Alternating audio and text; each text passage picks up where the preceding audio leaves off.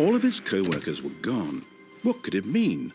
Stanley decided to go to the meeting room. Perhaps he had simply missed a memo.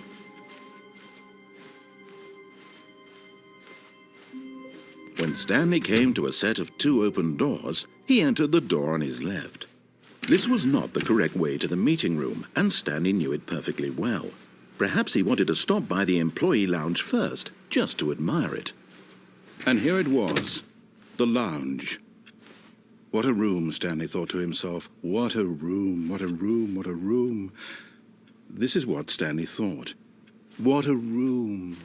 What a room, what a room. What a room. Va-va-voom. What a room. But eager to get back to business, Stanley took the first open door on his left. Stanley was so bad at following directions, it's incredible he wasn't fired years ago. Look, Stanley, I think perhaps we've gotten off on the wrong foot here. I'm not your enemy, really, I'm not. I realize that investing your trust in someone else can be difficult, but the fact is that the story has been about nothing but you all this time. There's someone you've been neglecting, Stanley. Someone you've forgotten about. Please, stop trying to make every decision by yourself. Now, I'm not asking for me, I'm asking for her. This is it, Stanley. Your chance to redeem yourself, to put your work aside, to let her back into your life. She's been waiting. That's her, Stanley. You need to be the one to do this, to reach out to her. If you can truly place your faith in another, then pick up the phone. As Stanley picked up the phone, a white light engulfed him, filling him not just with radiance, but with hope. Hope for a life reunited one... Wait. Oh, goodness. Stanley, did you just unplug the phone?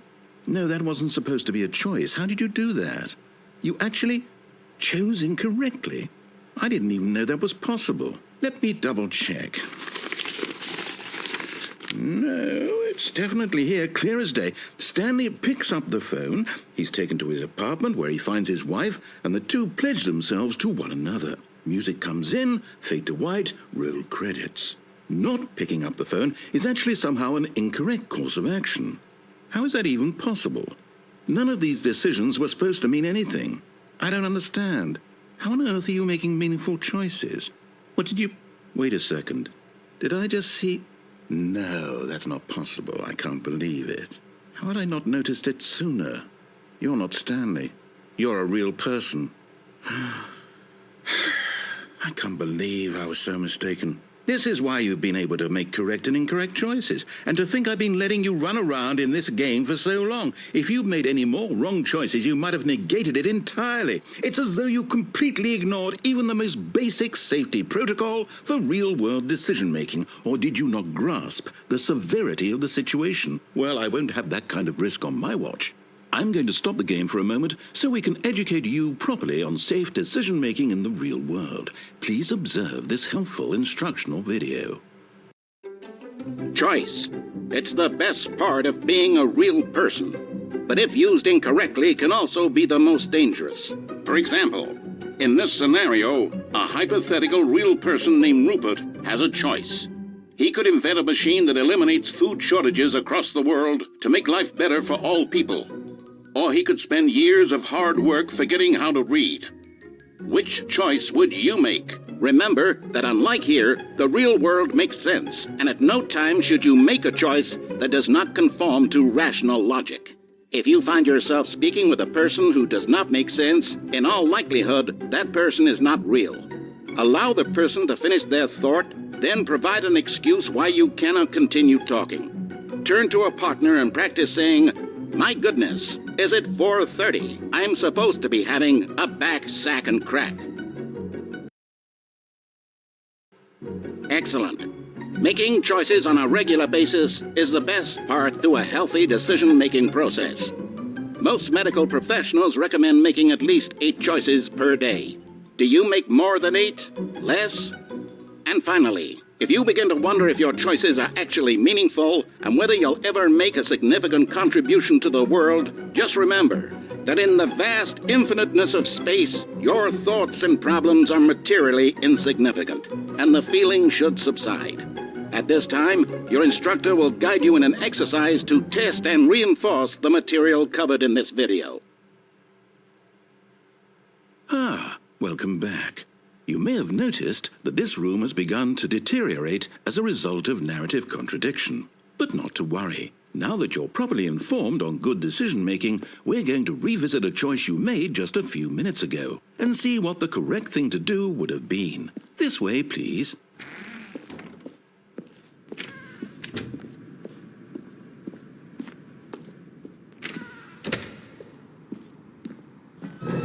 Now that we know your choices are meaningful, we can't have you jumping off the platform and dying. Imagine the main character dying senselessly halfway through the story. That story would make no sense at all.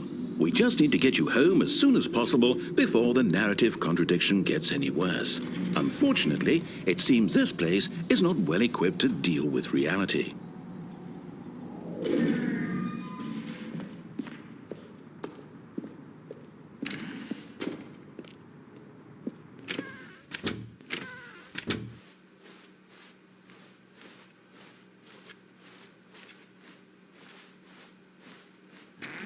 Almost there.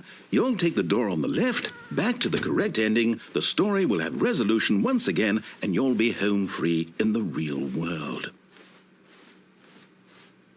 Now remember, all you need to do is behave exactly as Stanley would. That means choosing responsibly and always putting the story first. I'm quite sure you'll be up to the task. Just follow my lead and you'll be fine. All right. When Stanley came to a set of 2 open doors, he entered the door on his left.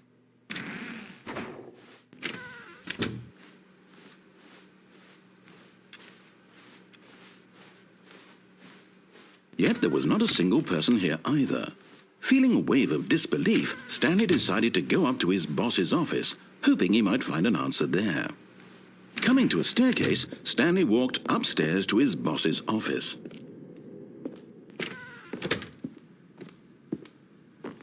Stepping inside his manager's office, Stanley was once again stunned to discover not an indication of any human life. Shocked, unraveled, Stanley wondered in disbelief who orchestrated this, until he saw the door with a voice receiver next to it. Surely behind this door lay all the answers to his questions. And beyond all probability, he knew the passcode. He had seen it on his boss's computer just last week. Night Shark 115. Was this the code to open the door? Would it still work? There was only one way to find out. Stanley had been trained never to speak up, but now he would draw from within himself the courage to face the unknown. He drew a sharp breath and then spoke the code.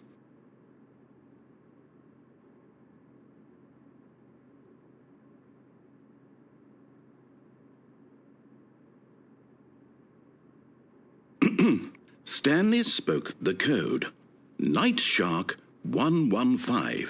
He spoke it into the receiver, right there on the wall.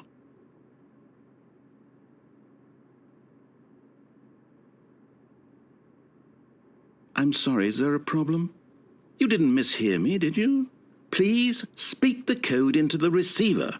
Otherwise we can't get on with the story. This is a crucial step.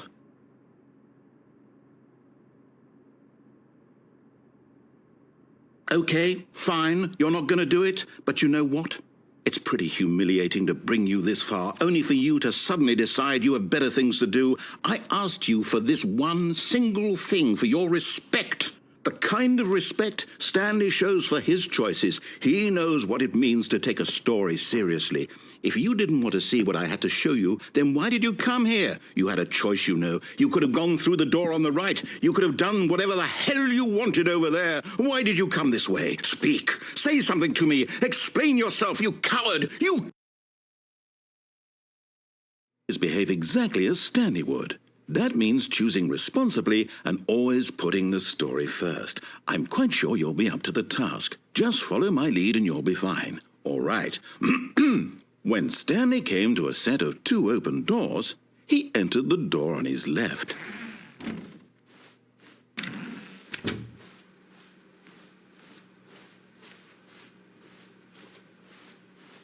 Yet there was not a single person here either. Feeling a wave of disbelief, behave exactly as Stanley would. That means choosing responsibly and always putting the story first. I'm quite sure you'll be up to the task. Just follow my lead and you'll be fine. All right. When Stanley came to a set of 2 open doors, he entered the door on his left.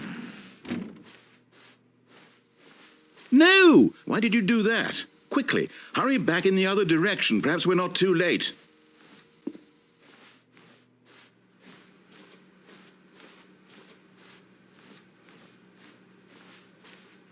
Oh, it's ruined. I can't believe, after everything we talked about, that my story, you've destroyed my work. Why? For what? What did you get out of that? What did you think was so special about seeing the game undone, left here like so much garbage? It's worthless now. And what am I supposed to do? Even if there were a way to continue, would it be worth it? To know that my story is now incorrect? How can I go back to that? I can't erase that knowledge. I'll have to live with it forever, reliving its impossibility forever. I couldn't live that way. Is it better to shut the game down entirely? To willingly destroy all of my work? I don't know. What's the answer? What do I do? What do I do? What do I... No, I have to. I have to shut the game down. I have to. I have to.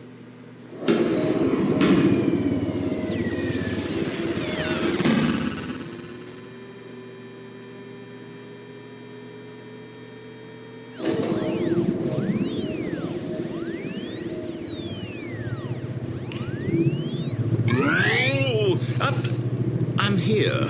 I'm still here in this pile of rubbish, with you, who thought you were so clever.